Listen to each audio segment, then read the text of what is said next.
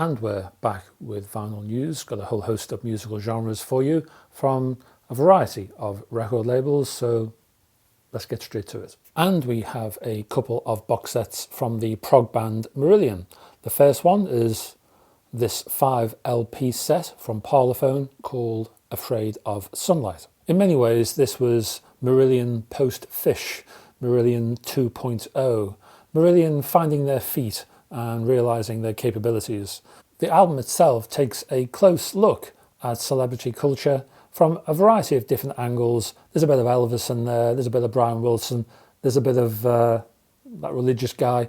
There's a whole host of different angles which the group examine, and they do it superbly. It's a beautiful album. There are some lovely songs, some wonderful musical constructions, I can only put it that way, and this 5 LP vinyl box set also arrives with a concert, 1995, from Rotterdam. It also comes with this booklet, which has the same artwork as the box cover, but inside, well, there's lots of liner notes and images from the band, lyrics and associated artwork as well.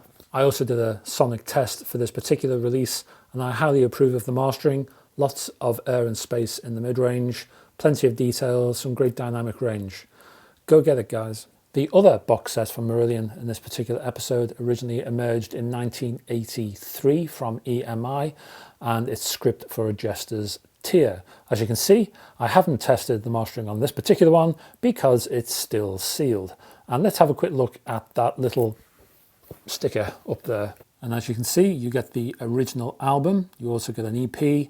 There's a live concert in there, plus other goodies. Let's have a look inside this particular one. Like Sunlight, Jester's is also reissued on the Parlophone label, and you also get a nice booklet inside. And similar to the previous Sunlight box, let me just show this to you. There's plenty of images of the band doing their thing. This is 1983, don't forget. So Fish was obviously in residence. I'm sure you can see him there. And as you can see, the band there are pleading with you to listen to their music. And there's some lovely artwork in this particular booklet as well. And lyrics, oh yes, there's plenty of lyrics. Now, unlike the 5 LP box set for Sunlight, which includes just slightly repetitive but very nice artwork nevertheless, the inner sleeves on Jester are a lot more interesting, and I'll just go through those now for you. So here we go.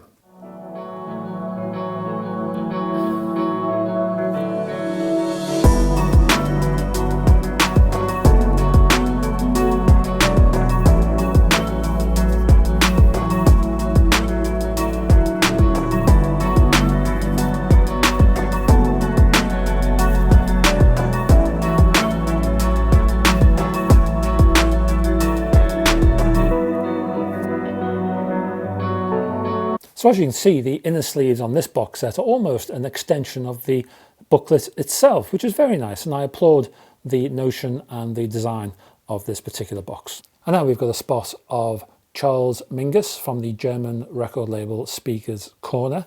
Now, there's a very informative sticker here on the top. It's on all of their releases, but let me bring it to camera, because this particular sticker is a sort of record label manifesto in many ways.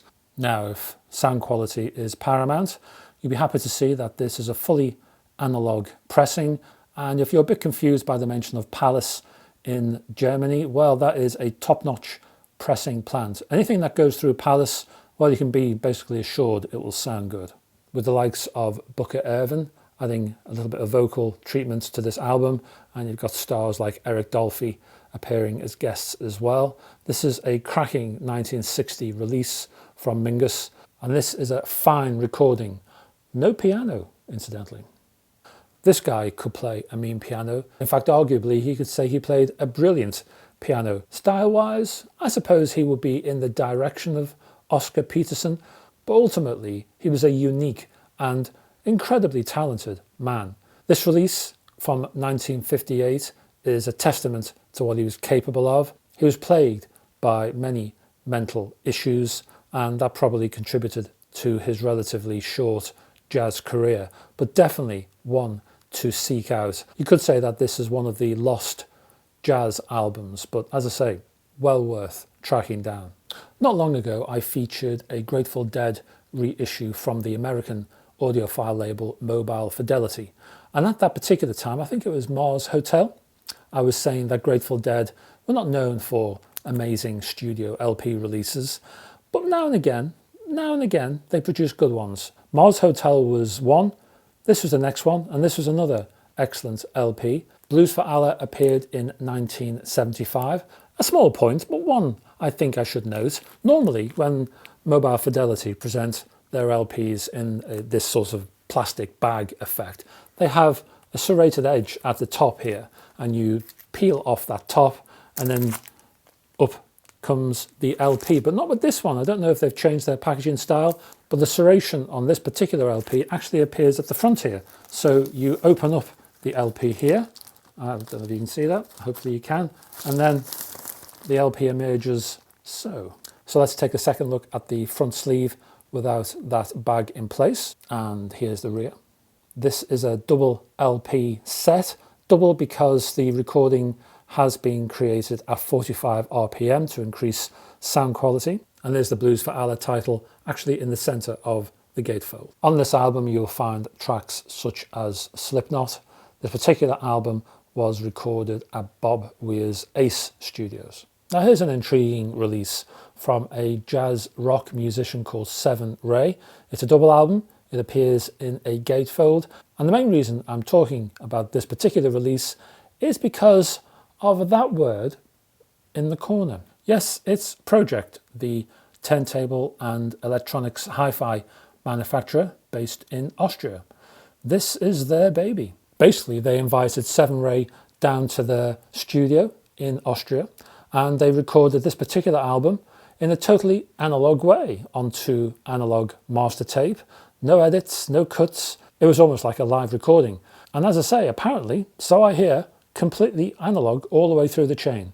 Intriguing. And inside the gatefold, you can see the recording itself, actually in action, as it were.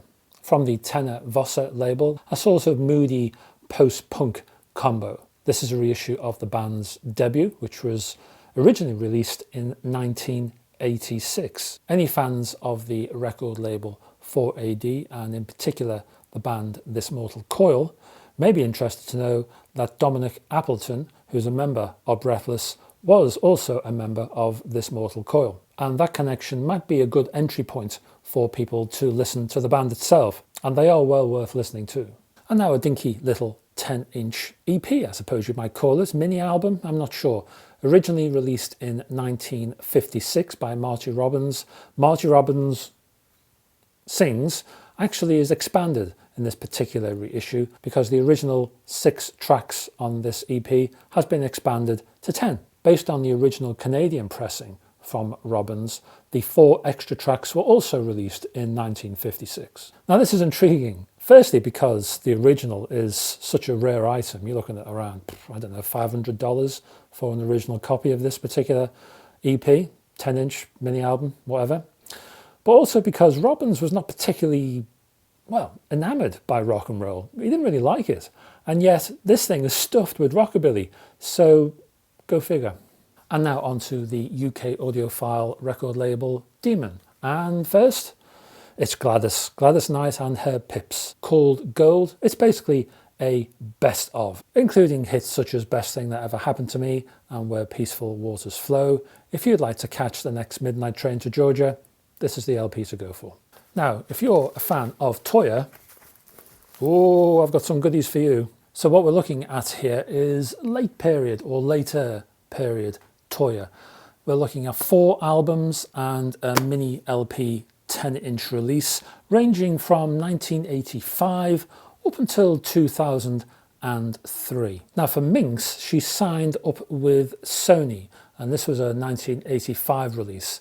You might be surprised to learn that with this album, Toya thought of herself as a solo artist. Now you might say that, hey, hang on a minute, Toya's always been solo, but really she considered herself as part of a band to this point. With this release, she saw herself as a proper solo artist. There are a host of original songs on this release, but there's a couple of covers as well, including Alice Cooper's School's Out and Rare Bird's Sympathy. On the inner sleeve, you'll find the lady herself with some lyrics on the flip. and the pressing is on translucent red vinyl. Prostitute emerges for the first time on vinyl since its original release in 1988. It mixes the organic with a bunch of samples and even includes a locked groove on there somewhere. There's a brand new inner sleeve on this particular edition. There she is again. And the pressing is on yellow, well, greenish yellow vinyl. Ophelia's Shadow from 1991 apparently is Toya's favourite from this batch of reissues, and it includes her husband, Robert Fripp, on guitar on a couple of tracks. And we've got some text on the inner sleeve, a rather arty illustration of the lady herself on the flip. Demon called this colour Aqua. Again, first time on vinyl since its release, originally 1994. Now this double album includes 6 new tracks, but it also includes reworkings of older material, including classic singles such as I Want to Be Free, Thunder in the Mountains and It's a Mystery. There's some earlier punk related material here which is presented in a heavy rock style. It's an intriguing collection. The inner sleeves are rather low key in their presentation. Both LPs are in clear vinyl, and I mean clear vinyl. And this dinky little 10-inch 6-track album, mini album, 10-inch EP, whatever you want to call it, was released in 2003. On the inner sleeve we have lyrics, and on the other a provocative photo of Toya herself, pressed on purple. Back in 1985, the band Simple Minds released an LP called Once Upon a Time. It was a big hit, a big success commercially, and in terms of chart success, it included Alive and Kicking, and everybody thought it was wonderful. And then what did they do? Well, they released a live album, which we'll just ignore just for now, but in terms of studio releases, the next thing they did was this. Street Fighting Years appeared in 1989 and it was a complete commercial flop. It was a very brave album for the band. It was dark and moody and politicised in terms of its lyrics, and it was a complete commercial disaster. But artistically, I think it was a triumph, and good for them. It was an incredibly brave thing for any band to do, especially when they're raking in the cash. But to produce a studio album right afterwards, such as this, which I'm sure they understood would be a commercial disaster and would sell maybe 3 or 4 copies, was an amazing thing to do, and I applaud them for doing it. And musically, it was one of their more interesting LP releases of the 80s. Now, this is the LP with the shrink wrap off, and on the rear, it's very colourful. Now, this is a gatefold, so inside we see the band. Lots of her there, memories, eh? The inner sleeves reflect the moody direction of the songs, and this is the flip. And on the other record, some credit information there, and on the flip of this one, the band in reflective mode. And that's it for this particular vinyl news. Thank you very much for joining me and for staying to the end of the video, and I will see you next time. Until then, bye bye for now.